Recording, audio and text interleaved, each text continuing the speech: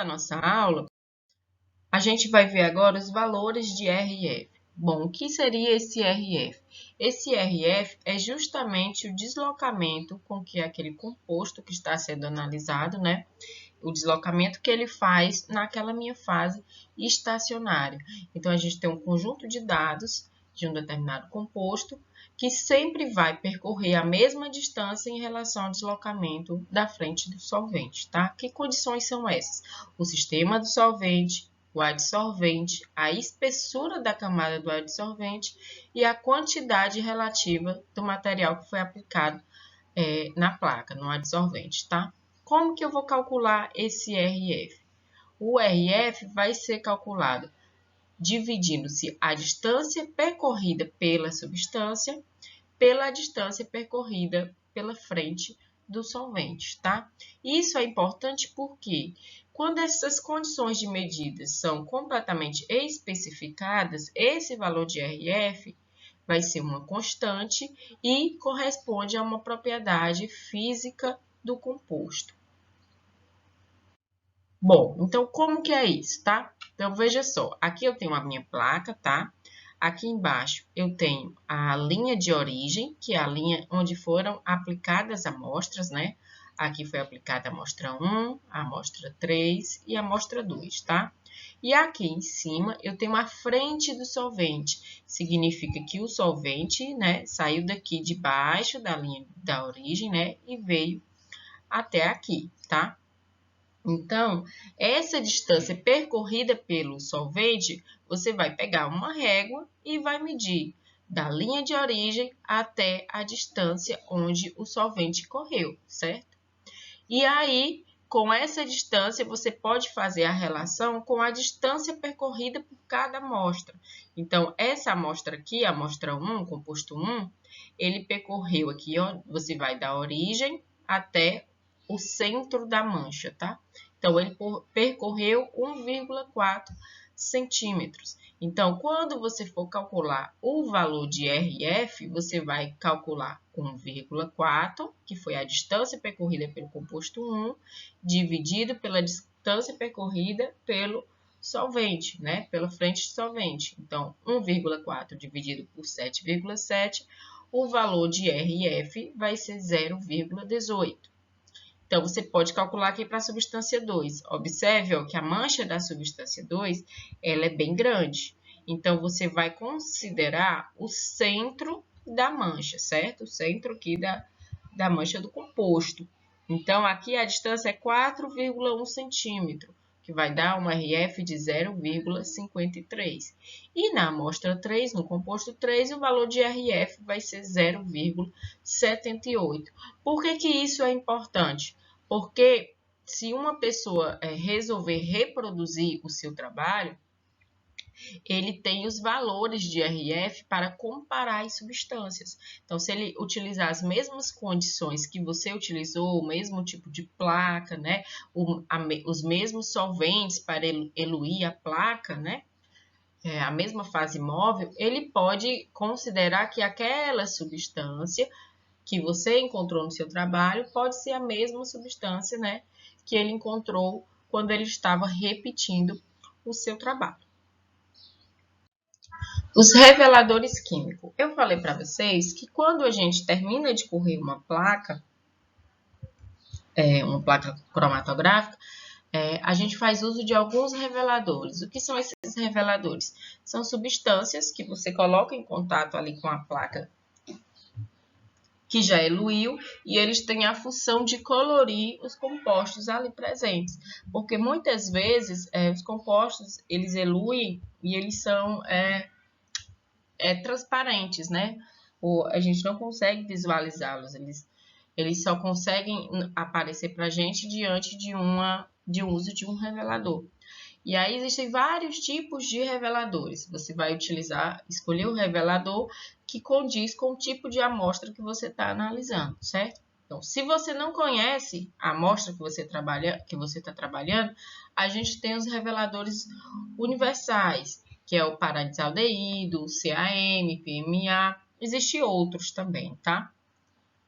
Mas quando você tem uma ideia do tipo de composto que você está buscando, aí a gente pode utilizar reveladores mais específicos.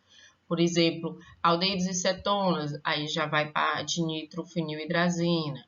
Compostos aromáticos, a gente vai para o iodo, tá? Olha aqui como é que é a revelação com o iodo. Você pega um recipiente fechado, né? Ó, aqui embaixo tem o iodo e você coloca a placa dentro desse recipiente, fecha e espera alguns minutinhos. Aí você vai ver que as manchinhas aqui, ó, elas ficaram amarelas, tá? Que às vezes a olho nu você não consegue ver que tem nenhuma mancha ali. Aí, álcool, você pode utilizar vanilina, ácido carboxílico, o bromocresol, tá? Então, dependendo do composto que você quer analisar, você pode escolher alguns reveladores para poder te ajudar a identificar os compostos, né? A visualizar os compostos. Então, eu tenho aqui uma placa, ó, se vocês observarem, os mesmos compostos estão nas mesmas placas, tá? Só que aqui a gente está usando reveladores distintos. Então, ó, o CMA revela azul, ó. Você vê azul, aqui um azul bem forte, ó. Aqui o PMA também deixa azul. Quando a gente faz com iodo, as manchinhas já são amarelas. Você consegue ver que tem manchinhas aqui, ó, que você vê no CMA, que você não consegue visualizar no iodo. Por isso que é importante a gente ter essa gama de reveladores, tá? Então, ó, o parandisaldeído, aqui é o permanganato de potássio, que deixa aqui as manchinhas amarelas e o resto da sílica aqui fica todo roxo, certo? Então, aqui são alguns exemplos de reveladores que podem ser utilizados, tá? Cada revelador tem a sua forma de ser utilizado. Por exemplo, a vanilina, ela precisa de aquecimento. Então, você borrifa a vanilina na placa, né? Depois que ela já está seca, que a fase móvel já evaporou, você borrifa a vanilina e precisa aquecer a placa, tá? O iodo não, a gente só precisa colocar em contato. Outras, a gente mergulha a substância dentro do líquido. E aí vai depender do revelador que for utilizado. Bom, a cromatografia em papel. A cromatografia em papel funciona muito parecido com a cromatografia de camada fina ou cromatografia de camada delgada, tá? Só que ela não vai ser uma partição líquido-sólido, ela vai ser uma partição líquido-líquido. Apesar de a gente estar utilizando um papel aqui, né? Ele não é uma partição líquido-sólido. Por quê? Embora esse papel seja feito principalmente da celulose, a celulose aqui não vai funcionar como uma fase estacionária, porque a celulose ela tem a capacidade de absorver água. Então, ela consegue absorver até 22% da água. E aí, essa água que foi absorvida pelo papel é que vai funcionar como fase estacionária.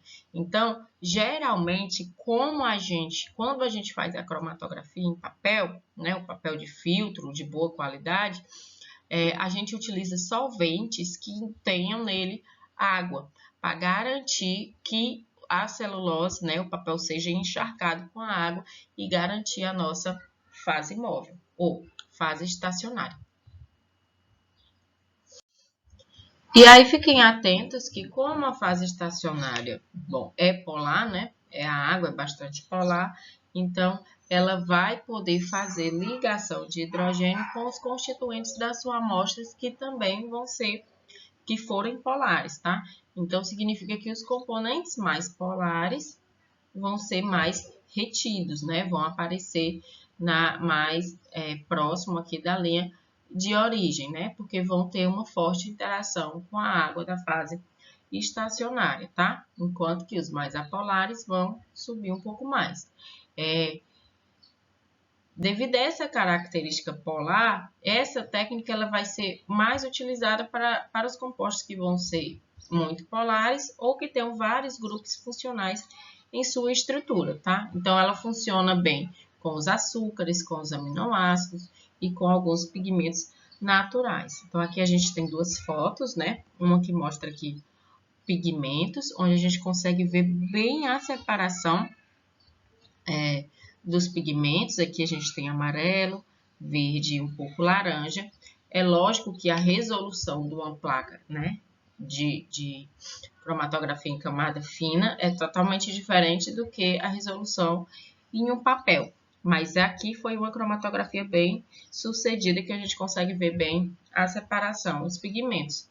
E geralmente, né, em sala de aula, nas turmas de ensino médio, a gente faz a cromatografia de pigmentos de tintas, né? Lógico que aqui a gente não consegue ver bem a separação, né? Uma separação definida como aqui, mas a gente consegue ver que existe aqui mais de um pigmento, né? Mais de uma cor. Por exemplo, verde aqui a gente consegue ver que tem um azul e um amarelo. Aqui a gente vê que tem uma cor, um amarelo e uma cor mais roxa, né? Diferente. Então a gente consegue separar os pigmentos. Fica um pouco mais difícil de calcular os valores de RF, mas dá para entender bem que é uma técnica de separação.